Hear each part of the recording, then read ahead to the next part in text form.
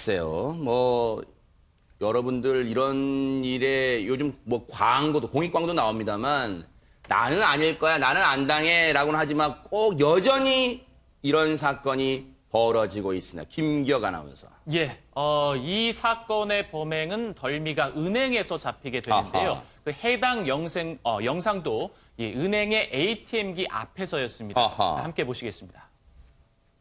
네, 검은색 옷을 입은 남성이 뭔가 수상해 보이는데 돈을 한쪽에서 계속 뽑고 있습니다. 와. 그러더니 옆으로 이동을 해요. 네. 두 번째 ATM기, 이어서 세 번째 ATM기에서 계속해서 돈을 인출하고 있습니다. 네. 그리고 잠시 뒤에 누군가 등장하는데 경찰입니다. 자, 몇 마디 주고받는 것 같더니 결국 이 남성 현장에서 체포가 됩니다. 아니 근데 ATM기에서 김복준 의원이 예. 돈 찾는 건 죄는 아니잖아요. 근데 저 사람한테 왜 경찰이 다가왔어요? 이 사람은 무려 98장의 신용카드를 가지고 있었어요. 그걸 가지고 이제 무작위로 그냥 이쪽 기계에서 아마 그러니까 한 기계에 붙으면 돈 다 나올 때까지 뺀 것 같아요. 이 카드 하나에서 뺄 수 있는 용량. 네. 그다음 옆으로 옮기고 이랬는데 네. 결국 이 사람 검거해서 경찰이 잡고 보니까 네. 이 사람은 인출책입니다. 카드 98장을 전달책으로 전달받아서 받아가지고 그걸 사용해서 각 ATM기를 돌아다니면서 네. 비교적 한적한 곳에 아하. 거기에서 현금으로 인출하다가 이제 적발이 됐는데 네. 아마 이 98명의 각각 다른 그 카드 주인들은 경찰 조사가 있을 거예요. 그래서 속아서 그 카드를 공급해가지고 이 사람한테 갔다면 처벌 안 받겠지만 만약에 카드를 만들어서 현금을 받고 팔아서 그게 저기서 쓰인다고 그러면요. 네. 그건 문제가 될 수 있어요. 네. 지금 김복준 의원님 말씀처럼 ATM기 다른 데 보니까요. 저 사람 말고 다른 사람은 없어요. 김기혁 아나운서 저 어떻게 된 거예요? 네, 맞습니다. 이 인출책이 이 점을 노린 것 같습니다. 그러니까 보통은 이 ATM기들이 1층에 많이 배치가 되어 있잖아요. 네. 사람들이 쉽게 드나들 수 있도록. 그런데 이 범인은 2층 한적한 곳에 사람들이 많이 찾지 않는 곳을 일부러 가서 눈을 좀 피했던 거죠. 네. 근데 저렇게 이제 우리가 지금 결과적으로 CCTV를 보니까 저 사람이 그렇죠. 수상하게 옮겨다니는 게 보이지만 저걸 어떻게 알고 경찰이 다가왔을까요? 해당 은행 지점장이 정말 여러 명을 살리셨습니다. 아하. 이 은행의 지점장님이 우리 은행 시스템을 잘 알고 있을 거고 이 현금 인출기에서 통상으로 이제 인출되는 금액 범위를 잘 알고 계실 거 아니에요. 직업정신에 투철한 게 이상하다.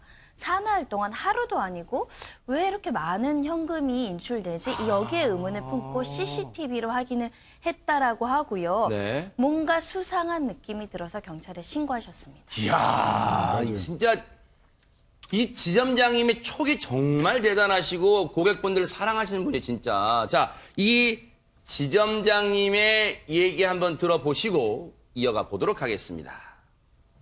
ATM기에서 현금이 계속 3일간 많이 인출이 돼서 다시 한번 CCTV를 확인하게 됐고요. 그 사람이 3일간 계속 왔기 때문에 이번에도 올 것이다라는 생각을 했고 7시경에 제가 나가봤는데 여지없이 와서 인출을 하고 있더라고요. 그래서 바로 112 신고를 하게 됐습니다. 저희 고객들이 이제 보이스피싱 피해나 대출금융 사기 관련해서 창구에 와서 이제 울면서 호소하는 장면들도 많이 봤고요.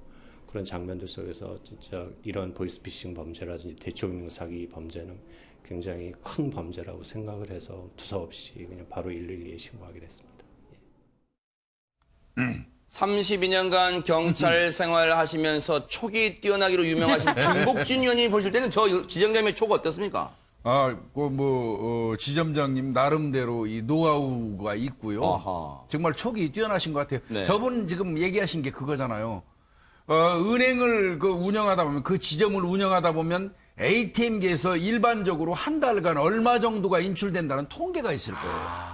뭐 이를테면 우리 지점에서는 한 달간 한 5억 정도 돈이 현금으로 인출된다 ATM기에서 이런 통계가 있을 건데 이 사람은 지난달에 와서도 무려 9,700만 원을 인출을 한번 한 적이 네. 있다고 그러잖아요. 그러면 급격히 그 금액이 올라가겠죠. 늘어가겠네요. 아하. 그러면 지점장 입장에서는 그 원인을 알고자 하겠죠. ATM기를 그러면 ATM기는 다 CCTV가 설치돼 있고 아하. 그걸 보는 과정에서 그러니까 문제의식을 가졌기 때문에 저것도 네. 보인 거죠. 예.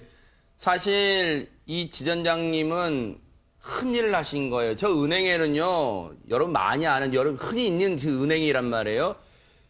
저 서민들이 정말로 꼬박꼬박 저그만 돈이 모여서 저 은행에 ATM에도 들어가 있을 거 아닙니까? 그렇죠. 네. 그 정말 무슨 정말 눈물겨운 돈. 그렇죠. 그다음에 좀 사실 무슨 재벌이나 이런 사람들이 ATM기 찾겠습니까? 그런데 이런 은행 지점장님만이 아니고요. 어떤 여자 은행원 같은 경우 보니까 할머니가 좀 자꾸만 떠듬떠듬 하시는 거 보고 가서 무슨 일 있으세요? 하고 조용히 해갖고 맞아요. 이제 한 경우도 되게 많고. 그것도 보이스피싱이었어요? 그렇죠. 아. 그래서 되게 이렇게 나이 드신 분이나 이런 분들이 많을 텐데 조금이라도 돈 업무만이 아니라 고객들의 표정이라든가 이런 걸 좀 챙기는 저런 은행원들이 있기 때문에 본인의 업이 꼭 돈만 세거나 이윤 높이는 게 아니라 우리 고객들의 노후까지 책임지다는 업에 대한 인식이 있는 분들이 많기 때문에 그나마 우리나라가 좀 잘 굴러가는 게 아닌가 그러니까요. 생각이 맞아요. 들고요. 저런 분들 저분은 때문에. 좀 제 힘은 없지만 어떻게 특진이나 이런 통계는 네. 있어요.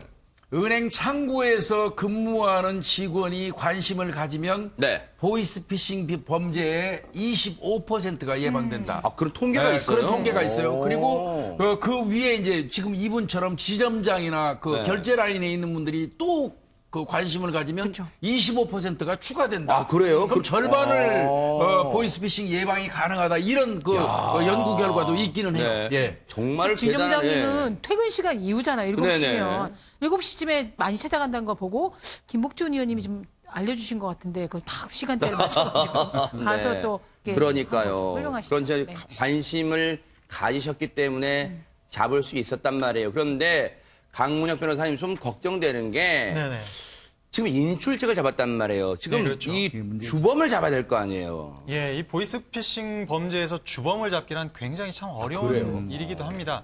어쨌든 경찰은 이 인출책, 네. 인출책에 대해서는 전자금융거래법 위반 혐의를 가지고 이제 조사를 벌이고 있다고 하는데요. 네. 사실 면밀히 들여다보면 이 신용카드를 이용한 범죄는 정말 종합 선물 세트와 같은 맞아요. 범죄 종합 선물 세트입니다. 네. 사실 예전에 사법시험 준비할 때도 이 신용카드 범죄는 너무 복잡해서 아, 그래요? 공부하기 어려웠는데요. 네. 일단 인출을 한 ATM 기계에서 현금을 인출했기 때문에 이 부분에 대해서는 절도죄가 이제 당연히 성립할 수가 네. 있고요. 그다음에 신용카드를 부정 사용했다는 혐의로 또 신용카드 부정 사용죄도 성립이 가능하고 그다음에 보이스피싱 공범들과 함께 범행을 저질렀을 걸로 예상되기 때문에 사기죄도 또 성립이 가능한 네. 그런 사안으로 볼 수 있습니다.